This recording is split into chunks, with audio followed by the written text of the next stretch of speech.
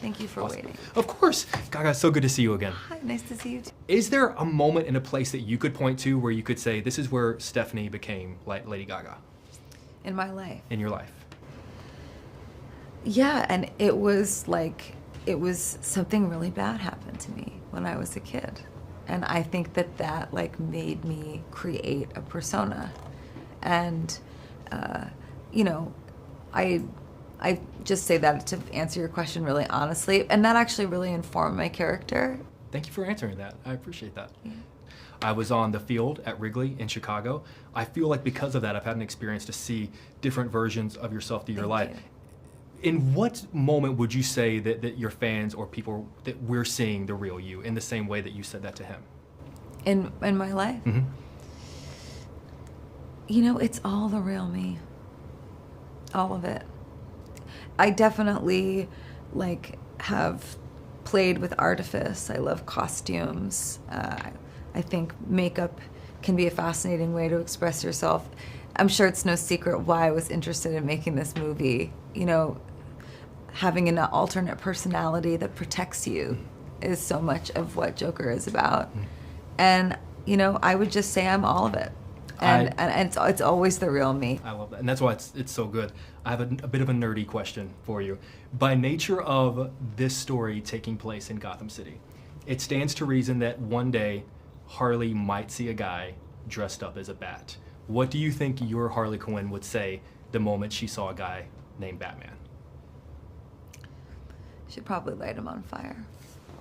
Quite literally? I really want to see that moment, if I'm being honest with you. How important was music to you growing up?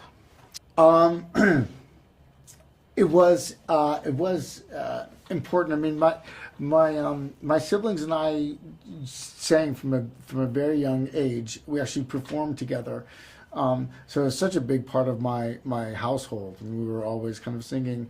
And then it's something that, quite honestly, in my adolescence and teen years, I drifted away from, because I don't even like sing in the shower. I'm not one of those people. You know what I mean? Like, I don't drive and sing. It's so interesting. Like, my idea of who she was and who I was gonna be working with was intimidating.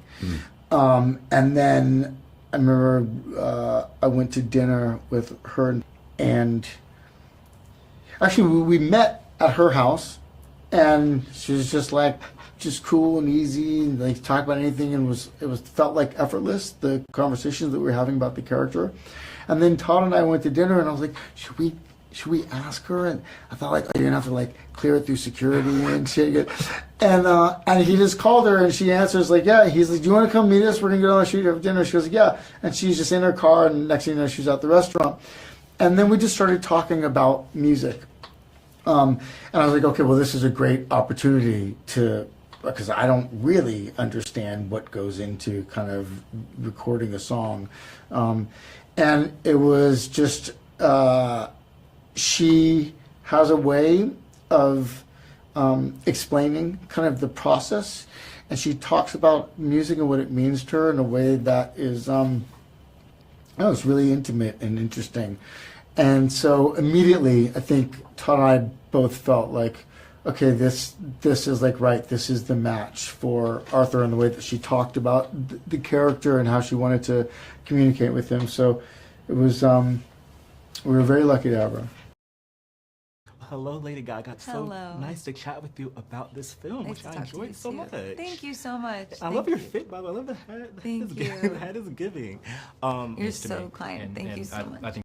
And similarly, what was it like even distinguishing your performance sometimes with, you know, the Lee that she is versus the one that's the extension of what Arthur perceives that is? You know, it just became a process of me like always trying new things, and no matter what the scene was and what we were doing, I was always just trying to get to the truth, but never in the same way. You know, I really didn't have preconceived notions as to how each scene would go or what would happen, but rather just like finding it with Joaquin, and that was a, you know, really intense and beautiful process. And I think what I found the most in her was her like chaos inside of her, and you know how that can be meaningful too. Of course, chaos can have its outward moments, and it does. But also, like, I think we can all relate to, especially as a woman, that feeling of just like feeling like you're gonna explode inside, and that you might become very quiet.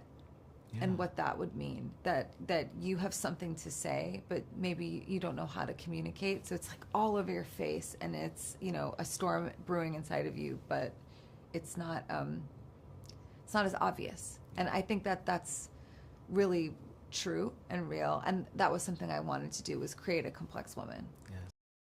I love the fact that you are not on social media. How did you know that your version of Arthur and Joker was really resonating with audiences? I mean, I imagine that I'm sure Todd texted and was like, "Brah, it's actually doing pretty well." I know he probably was like, "Listen, you're going to be very disappointed to hear this, but it's a success." And it was something, you know, I typically have been a part of smaller films. They're not always successful financially, and this obviously was, you know, a really big movie, and I was surprised and delighted.